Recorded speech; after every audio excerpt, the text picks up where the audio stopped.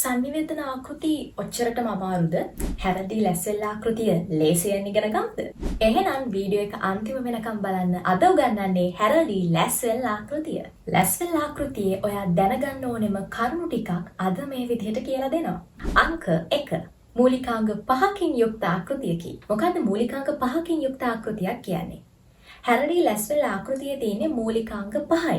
සංනිවේදකයා, පණිවිඩය, මාධ්‍ය, ග්‍රාහකයා, බලපෑම කියන මූලිකාංග ටික විතරයි හැරදී ලැස්වෙල් ආකෘතිය අන්තර්ගත වෙන්නේ.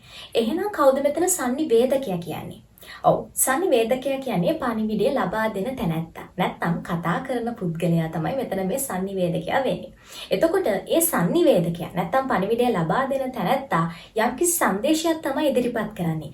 අන්නේ සංදේශය තමයි පණිවිඩය කියලා හඳුන්වන්නේ. එතකොට මාධ්‍ය කියන්නේ මොකද්ද?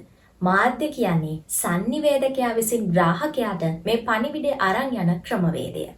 එහෙනම් ඒ පණිවිඩය අරගෙන යන්නේ ග්‍රාහකයාට. ග්‍රාහකයා කියන්නේ සංනිවේදකයා දෙන පණිවිඩය ලබා ගන්න තැනැත්තා. අවසානයේ මේකේ තියෙන එක මූලිකාංගයක්. මොකක්ද මේ මූලිකාංගය? බලපෑම. බලපෑම කියන්නේ ග්‍රාහකයා තුල සිදුවන වෙනස.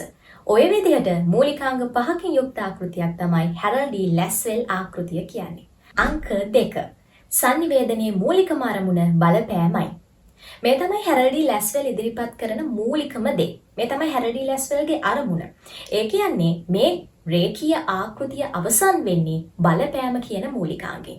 එතකොට බලපෑම කියන්නේ ග්‍රාහකයා තුළ ඇතිවන වෙනස.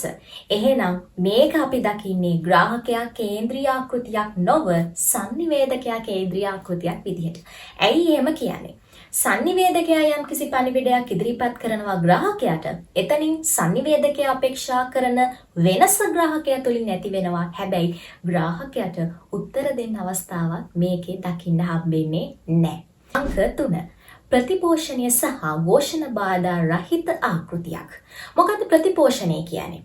අර මම කලින් සඳහන් කරපු ආකාරයට ග්‍රාහකයාට මෙතන උත්තර දෙන්න අවස්ථාවක් හම්බෙන්නේ නැහැ. ඒ විදිහට ප්‍රතිචාරයක් දක්වන්න අවස්ථාවක් හම්බෙනවා නම් අපි ඒක හඳුන්වනවා ප්‍රතිපෝෂණය කියලා. සරලව කියනවා නම් ග්‍රාහකයාට දෙන පණිවිඩයට ග්‍රාහකයා දක්වන ප්‍රතිචාරය නැත්නම් උත්තරයක් ලබා දීම අපි හඳුන්වනවා ප්‍රතිපෝෂණය කියලා. නමුත් මේ ආකෘතියේ ප්‍රතිපෝෂණය කියන එක දකින්න හම්බෙන්නේ නැහැ. ඒ වගේම ഘോഷණ බාධා කියන ක්‍රමවේදයක් මේ තුල දකින්න හම්බෙන්නේ නැහැ. ഘോഷණ බාධා කියන්නේ මොනවාද? අර්ථ බාධා සහ මාධ්‍ය බාධා. සාමාන්‍යයෙන් අපි දන්නවා සංනිවේදනයේක අර්ථ බාධා ඇති වෙනවා, ඒ වගේම මාධ්‍ය බාධා ඇති වෙනවා. මේ කියනා වූ ක්‍රමවේද දෙකත් මේ සංනිවේදන ආකෘතිය තුල අන්තර්ගත වෙන්නේ නැහැ. අංක 4. ඒකමාර්ගික ආකෘතියකි. අපි දන්නවා සාමාන්‍යයෙන් සංනිවේදන ආකෘති තියෙනවා ඒකමාර්ගික සහ ද්විමාර්ගික වශයෙන්. එතකොට මේ සංනිවේදන ආකෘතිය ඒකමාර්ගික ආකෘතියක්. මේ වෙනකොටත් ඔයාලා දන්නවා ඇයි මේකට ඒකමාර්ගික ආකෘතියක් කියන්නේ කියලා. ප්‍රතිපෝෂණය නැත්නම් ප්‍රතිචාරය කියන අවස්ථාව සඳහන් වෙන්නේ නැහැ. එහෙනම් ප්‍රතිචාරය නැතිනම් ප්‍රතිපෝෂණය කියන මූලිකාංගය සඳහන් නොවන සෑම ආකෘතියක්ම අපි හඳුන්වනවා ඒකමාර්ගික සංනිවේදන ආකෘතියක් කියලා. අපි පොඩ්ඩක් කතා කරොත් ඇයි ලැස්වෙල් මේ විදිහට බලපෑම කියන මූලිකාංගයට පමණක් අවධානය යොමු කරලා තියෙන්නේ කියන කාරණය ගැන.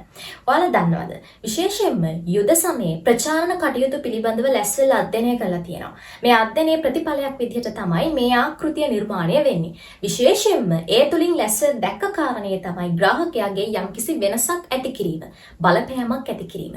මේ නිසා තමයි ඒ විදිහට සංනිවේදකයා කේන්ද්‍රීය ආකෘතියක් විදිහට නිර්මාණය කරලා තියෙන්නේ. එතකොට සංනිවේදකයා ගැන පමණක් හිතලා ග්‍රාහකයාගේ චර්යාත්මක වෙනසක් පමණක් ඇති කිරීමට මේ තුලින් අපේක්ෂා කරලා තියෙනවා. ඔන්න ඔය නිසා තමයි ප්‍රතිපෝෂණය කියන කාරණය මේ තුල අන්තර්ගත වෙලා නැත්තේ.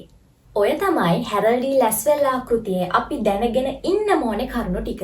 ඔච්චරයි ඔය ආකෘතියේ තියෙන්නේ. එහෙනම් අපි හිතන තරම් අමාරු ආකෘතියක් නෙමෙයි. විශේෂයෙන්ම මේ ආකෘතිය එච්චර අමාරු වෙන්නේ නැති ප්‍රධාන කාරණය තමයි මූලිකාංග 5කින් විතරක් සමන්විත වීම. ඒ වගේම ඒකමාර්ගික සංනිවේදන ක්‍රමයක් පමණක් මේකේ දක්නට ලැබීම. විශේෂයෙන්ම අනෙක් සංනිවේදන ආකෘතිවල ඇතැම් මේවා ද්විමාර්ගික ලෙස ක්‍රියාත්මක වෙනවා. එහෙම බලනකොට සංසන්දනයක් කරනවා නම් මේ හැරල්ඩි ලැස්වෙල් ආකෘතිය කියන්නේ එච්චර අමාරු ආකෘතියක් නෙමෙයි. ඒ නිසා සරල විදියට මම මේ කියලා දුන්න ආකාරයට තේරුම් ගන්න ඔයාලට පුළුවන්. එතකොට විභාග පේපරේ අහන ඕනම ප්‍රශ්නයකට සරලව නිදහසේ උත්තර ලියන්න අවස්ථාව හම්බ වෙනවා.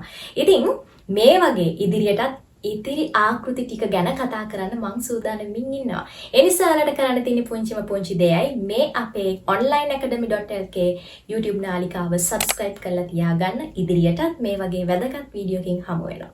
එතෙක් අදට සමු ගන්නවා සුබ දවසක්.